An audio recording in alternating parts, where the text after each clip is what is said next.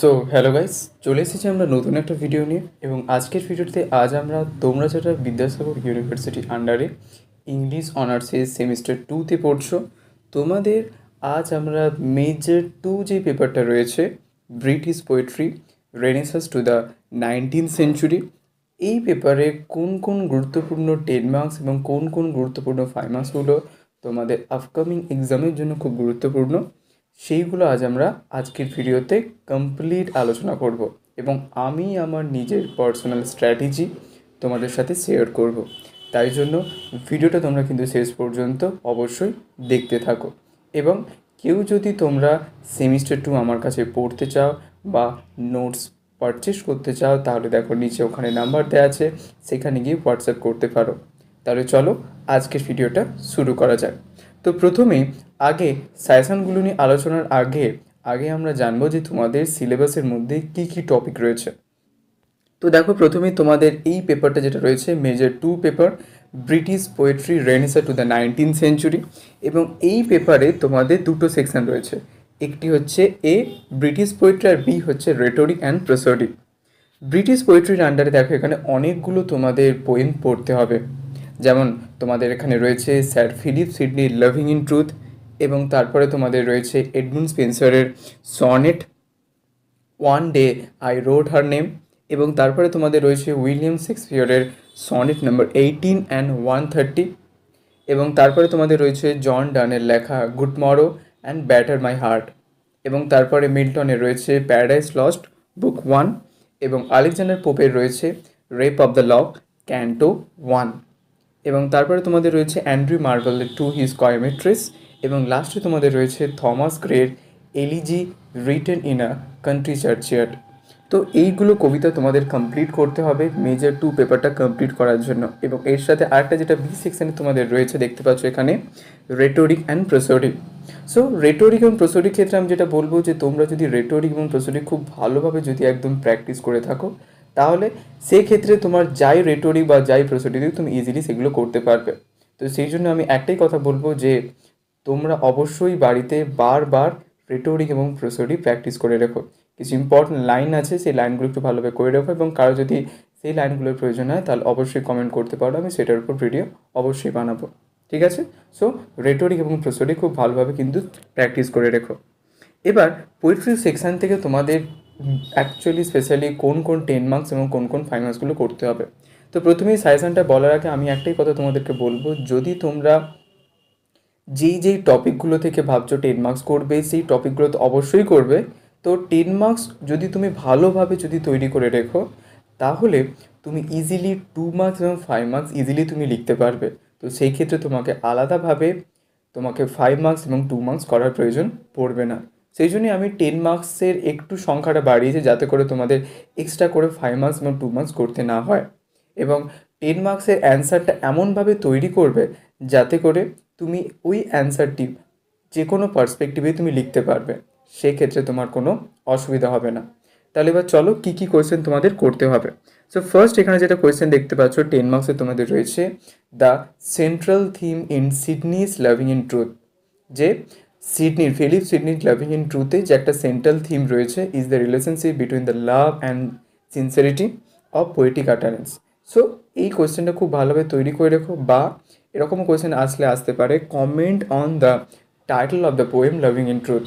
ওকে, যে loving in ট্রুথের এই কবিতাটি টাইটেল সম্পর্কে তোমাকে একটা কমেন্টারি তৈরি করে রাখতে হবে, বা critically analyse the poem loving in truth, যে এই পোয়েম লাভিং ইন ট্রুথকে তোমার ক্রিটিক্যালি অ্যানালাইজ করতে হবে। তো এই তিনটে কোয়েশ্চেনের অ্যান্সার একই রকম হবে। তো আমি একটাই কথা বলবো যে এই লাভিং ইন ট্রুথ থেকে, এই পোর্শন থেকে একটা ভালো করে 10 মার্কস তৈরি করে রেখো। এবং সেই 10 মার্কসে যখনই ভাবো অন্য কোনো পার্সপেক্টিভে যদি কোয়েশ্চেন পড়ে, সাপোজ তুমি থিমটা করে গেছো, তো অন্য কোনো পার্সপেক্টিভে পড়লেও তুমি ইজিলি লিখতে পারবে, অসুবিধা হবে না। একটু বিগিনিং এবং এন্ডিংটা একটু চেঞ্জ করবে, তাহলে দেখবে ইজিলি খুব ভালোভাবে তুমি অ্যান্সারটা এক্সামে নামিয়ে আসতে পারবে, কোনো রকম কোনো অসুবিধা হবে না। তারপরে তোমাদের দুয়ে রয়েছে দেখো discuss John Donne's the good morrow as a metaphysical love poem. যে জন ডানের গুড মরোকে আমরা একটা মেটাফিজিক্যাল লাভ পোয়েম বলতে পারি, সেটা সম্পর্কে তোমার এক প্রকার একটা ওপিনিয়ন এখানে দিতে হবে। এবং অন্যান্য রাইটাররা কী কী কথা বলেছেন এই পার্সপেক্টিভে সেই কথাটা যদি ইনক্লুড করতে পারো তাহলে খুবই ভালো হয়, তাহলে তোমার অ্যান্সারটা আরও বেশি স্ট্রং হবে এবং আরও বেশি মিনিংফুল হবে। বা দিয়ে রয়েছে comment on the title of the poem the good morrow, যে গুড মরো এই কবিতাটির টাইটেল সম্পর্কে একটা কমেন্টারি তোমাদের করতে হবে, ঠিক আছে। সো এই দুটো কোয়েশ্চেনের অ্যান্সার একই রকম হবে। তারপরে 3 নম্বর কোয়েশ্চেনটা ভেরি ভেরি ইম্পর্টেন্ট কোয়েশ্চেন, যেটা প্রায় বেশিরভাগ ইয়ারই এসেছিলো, প্রিভিয়াস ইয়ারে তোমার কোয়েশ্চেন দেখলে দেখতে পারো, 2024 এই কোয়েশ্চেনটা এসেছিলো। Attempt a study of Satan's character as depicted through his speeches in Paradise Lost book 1। যে প্যারাডাইস লস্টের বুক 1-এ আমরা স্যাটার্নের যে ক্যারেক্টারটা দেখতে পাচ্ছি সেটা কেমন করে এখানে ফুটে উঠেছে সেটা সম্পর্কে বলতে হবে। বা discuss Satan's character as portrayed in Milton's Paradise Lost book 1। যে মিল্টনের প্যারাডাইস লস্টের বুক 1-এ স্যাটার্নের যে ক্যারেক্টারটা আমরা দেখতে পাই সেটা সম্পর্কে তোমাকে এক প্রকার একটা ডিসকাস করতে হবে, ঠিক আছে। তো এই কোয়েশ্চেনে কিন্তু খুব ভালোভাবে স্যাটার্নের ক্যারেক্টারটা কিন্তু করে রেখো, ঠিক আছে। তারপরে তোমাদের চাই রয়েছে সো দেখাও how William Shakespeare was both conventional and unconventional as a sonneteer with reference to the sonnet number 18 and 130। যে সনেট নাম্বার 18 এবং 130 রেফারেন্সের অনুসারে তুমি কি মনে করো যে উইলিয়াম শেক্সপিয়ার একটা কনভেনশনাল এবং আনকনভেনশনাল একজন সনেটিয়ার? তুমি কি মনে করো? সেটা সম্পর্কে তোমাকে সনেট নাম্বার 18 এবং 130 এই দুটো সনেটের রেফারেন্স নিয়ে তোমাকে তোমার অ্যান্সারটাকে লিখতে হবে। বা consider Shakespeare sonnet number 130 as an anti Petrarchan sonnet. যে উইলিয়াম শেক্সপিয়ার সনেট নাম্বার 18কে সনেট নাম্বার 130কে আমরা কি একটা অ্যান্টি পেট্রাকান সনেট বলতে পারি? সেটা সম্পর্কে এক প্রকার একটা তোমাকে কমেন্টারি করতে হবে, ঠিক আছে। ভালোভাবে কিন্তু তৈরি করে রেখো। তারপরে তোমাদের রয়েছে 5-এ দেখো discuss different types of mock heroic elements in the first 3 cantos of the rape of the lock.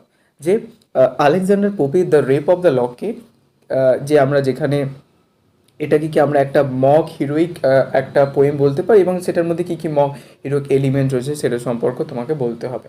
বা এক্সামিন আলেকজান্ডার পোপসের the rape of the lock as a mock heroic poem, যেটা আমি বললাম যে আলেকজান্ডার পোপের দ্য রেপ অফ দ্য লককে কি আমরা একটা মক হিরোইক পোয়েম বলতে পারি, সেটা সম্পর্কে তোমাকে লিখতে হবে। তারপরে 6 দেখো তোমাদের রয়েছে comment on the title of the poem one day I wrote her name. যে one day I wrote her নেমের একটা টাইটেলটা ভালোভাবে করে রেখো। তারপর critically analyse the poem elegy written in a country চার্চার।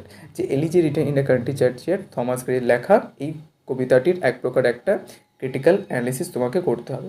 তো এবার তোমার মনে হতে পারে যে স্যার এতগুলো 10 মার্কস কেন দিয়েছেন? কারণ 10 মার্কস এতগুলো দেওয়ার একটাই প্রধান কারণ, সেটা হচ্ছে তোমাকে আলাদা করে যদি 10 মার্কস খুব ভালোভাবে তৈরি করে রেখো এবং লাইনের মিনিংগুলো বা অ্যানালিসিস যদি ভালোভাবে তৈরি করে রেখো তাহলে আলাদা করে তোমাকে আর 2 মার্কস এবং 5 মার্কস করতে হবে না। সেই জন্যই 10 মার্কসগুলো একটু বেশি সংখ্যায় তোমাদের দিয়েছি তোমাদেরই সুবিধার্থে, ঠিক আছে। তারপরে দেখো এবার তোমাদের 5 মার্কসের দেখো এবার আরেকটা যেটা বলে সেটা হচ্ছে যে রেটোরিক এবং প্রসোডির ক্ষেত্রে যে প্র্যাকটিস মেক্স আস পারফেক্ট। তুমি যত প্র্যাকটিস করবে না ততই তোমার একটা পারফেকশন তুমি পেয়ে যাবে। তো সেই ক্ষেত্রে আমি বলবো রেটোরিক এবং প্রসোডি বারবার প্র্যাকটিস করে রেখো, যাতে করে যাই আসুক তুমি ইজিলি সেটাকে করতে পারবে, কোনো অসুবিধা তোমার হবে না, ঠিক আছে। এবার 5 মার্কসের জন্য দেখো এই কোয়েশ্চেনগুলো তুমি ইজিলি 10 মার্কসকেও লিখতে পারবে। তাও আমি 5 মার্কসের কিছু কোয়েশ্চেন তোমাদের বলছি। যেমন 5 মার্কসের জন্য প্রথমে দেখো তোমাদের রয়েছে comment on the immortality through verse theme in Spenser's one day I wrote her name. যে আমাদের স্পেন্সারের one day I wrote her name এ যে একটা ইমর্টালিটি আমরা দেখতে পাই, যে ভার্সের মধ্যে দিয়ে কেমন করে এখানে ফুটিয়ে তুলছেন স্পেন্সার, সেটা সম্পর্কে বলতে হবে। তারপর comment on the use of images in shall I compare thee to a summer's day. যে অর্থাৎ ইমেজেসগুলো তোমাকে অ্যাকচুয়ালি ব্যবহার করতে হবে, বলতে হবে। তারপরে bring out the metaphysical conceits in Marvell's to his coy mistress. যে মার্ভেলের টু হিজ কয় মিস্ট্রেসে যে মেটাফিজিক্যাল কনসিপ্টসগুলো আমরা দেখতে পাই সেটাকে তোমাকে ব্রিং আউট করতে হবে, সেটা সম্পর্কে তোমাকে বলতে হবে। তারপরে হচ্ছে তোমাদের রয়েছে কি what is an epic simile. Epic simile বলতে তুমি কী বোঝো? Explain any one epic simile in Paradise Lost book 1। যে প্যারাডাইস লস্টের বুক 1-এ এপিক সিমিলি সম্পর্কে তোমাকে এক্সপ্লেন করতে হবে যে কোনো একটা সম্পর্কে। তারপরে রয়েছে দেখো 5 দাগের কোয়েশ্চেন তোমাদের comment on the role of supernatural machinery in the rape of the lock canto 1। যে রেপ অফ দ্য লকের ক্যান্টো 1-এ যে একটা সুপারন্যাচারাল মেশিনারি তুমি দেখতে পাচ্ছ সেটার রোল তোমাকে কমেন্টারি করতে হবে। তারপরে হচ্ছে discuss the romantic elements in Thomas Gray's elegy written in a country churchyard. যে Thomas Gray elegy written a country চার্চিয়ার্ডের যে রোমান্টিক এলিমেন্টস আমরা দেখতে পাই সেটা সম্পর্কে একটা ডিসকাস করতে হবে। তো দেখো এক্ষেত্রে তুমি ইজিলি যদি 10 মার্কসগুলো খুব ভালোভাবে তৈরি করে রেখো তাহলে ইজিলি তুমি 5 মার্কস ইজিলি লিখতে পারবে, কোনো অসুবিধা তোমার হবে না, 10 মার্কস তোকে তুমি লিখতে পারবে।